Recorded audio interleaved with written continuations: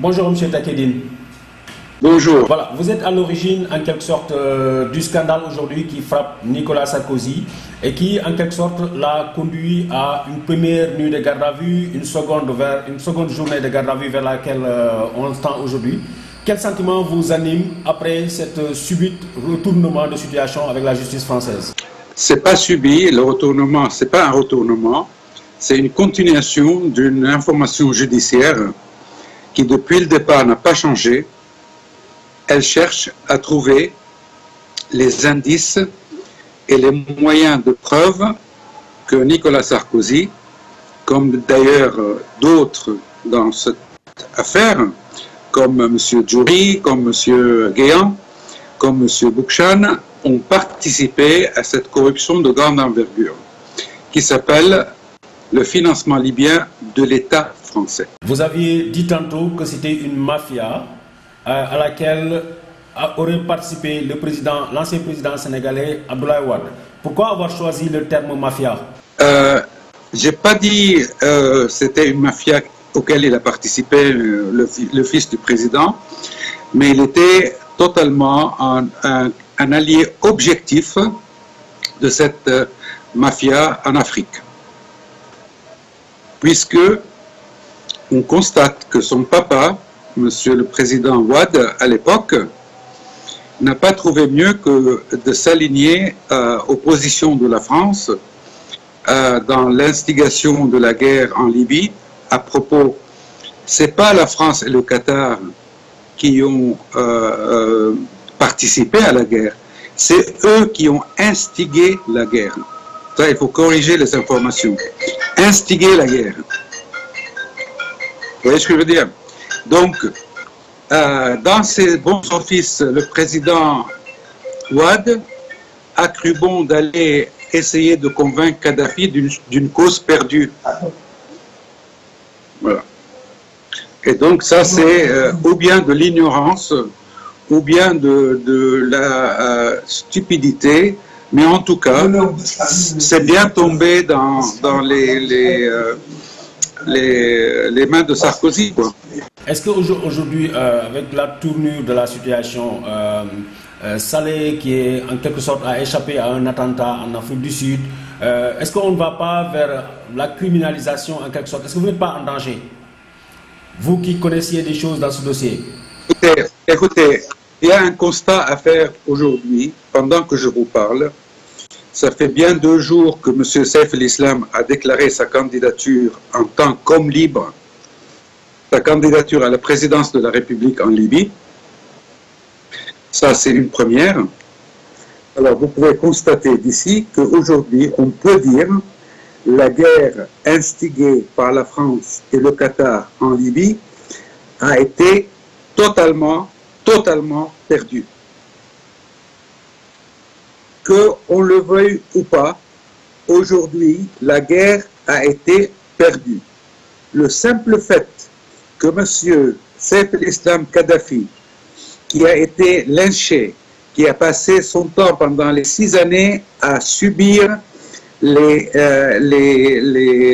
les mains des Français et de leurs alliés, et le Qatar et leurs alliés, Abdelhakim Belhaj, l'ancien de Guantanamo, etc., qui ont fait de la Libye une sorte de terrain de football pour tous les djihadistes et terroristes, que ce soit des internes et compagnie jusqu'au bout. Ils ont détruit la Libye. Il n'y a pas un gouvernement, il n'y a pas une assise populaire. Ils n'ont rien fait d'autre que des stupidités et des actes vraiment super criminels et délictueux. Eux-mêmes, aujourd'hui, doivent constater le fait qu'ils sont out. Et quand je dis out, ceux qui sont les vrais out sont les Français et leurs alliés et le Qatar et ses alliés. Donc, le fils de M. Wade ne trouve pas un meilleur moyen que d'aller s'installer au Qatar. Eh bien, le Qatar se trouve être le financier en chef. Vous pensez que le fils de Abdoulaye Wade bénéficie en quelque sorte des relations du père actuellement? Maintenant, on ne peut pas, je dis tel père, tel fils. Moi, je ne vois pas un fils qui prétend à la haute fonction de la République sénégalaise pouvoir justifier son installation au Qatar, sauf à expliquer comment et pourquoi il le fait, alors que à côté de vous, au Niger, il y a Qatar Charity qui finance à plein pot les poteaux rames du Nord Nigeria.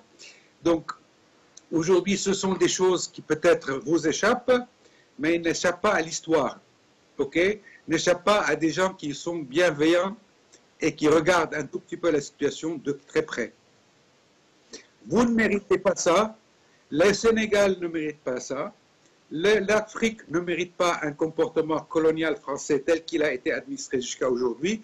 Il faut que vous en sortiez. Et ce n'est pas la candidature de quelqu'un qui est l'alibi du Qatar et de la France qui va vous sauver. Hein.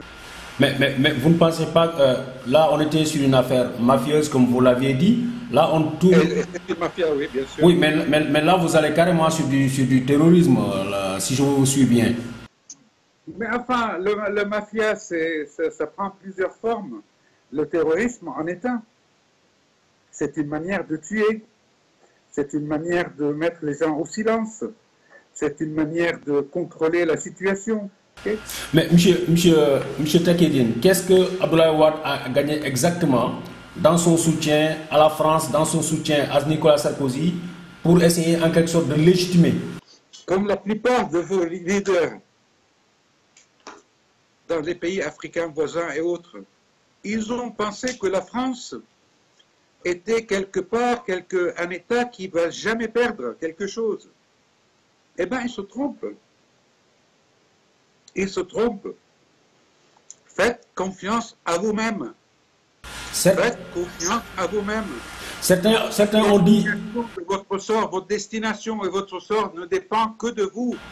Certains ont dit que... Je ne suis pas là pour faire une campagne présidentielle pour X ou Y ou Z au Sénégal.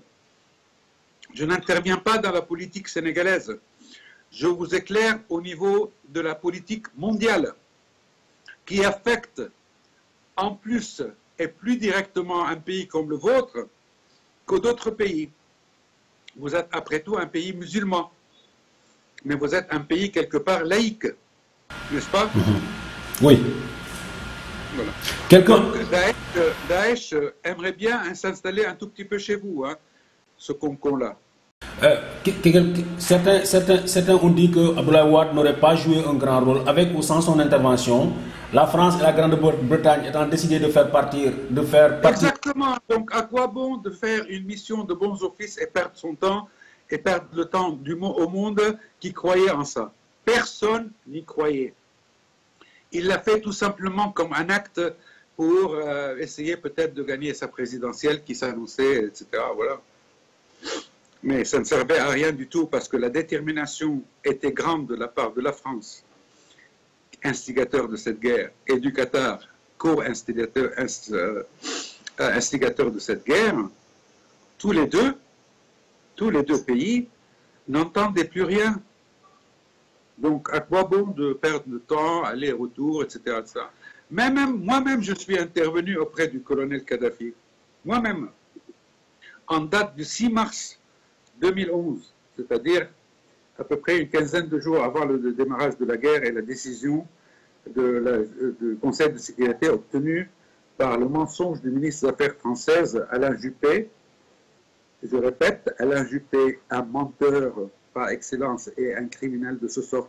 Après ce qui s'est passé au Rwanda, on ne se demande plus comment on peut le labeler comme un criminel de guerre, n'est-ce pas? Il est pire que Milosevic. Hein?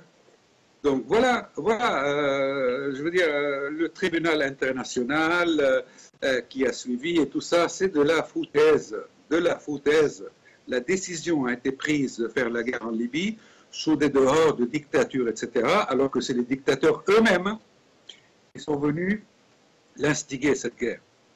En l'appelant printemps arabe, c'est l'enfer arabe, et en appelant monsieur le Qatari le donneur de leçons de la démocratie. Allez voir comment il vit dans son pays. Allez voir comment la population vit dans le pays qui s'appelle le Qatar. Allez voir comment ce pays n'a pas de banque centrale ni de ministre des Finances. Allez voir comment ça se passe au Qatar, où il y a 170 000 Qataris et 1 700 000 étrangers qui sont traités comme des esclaves.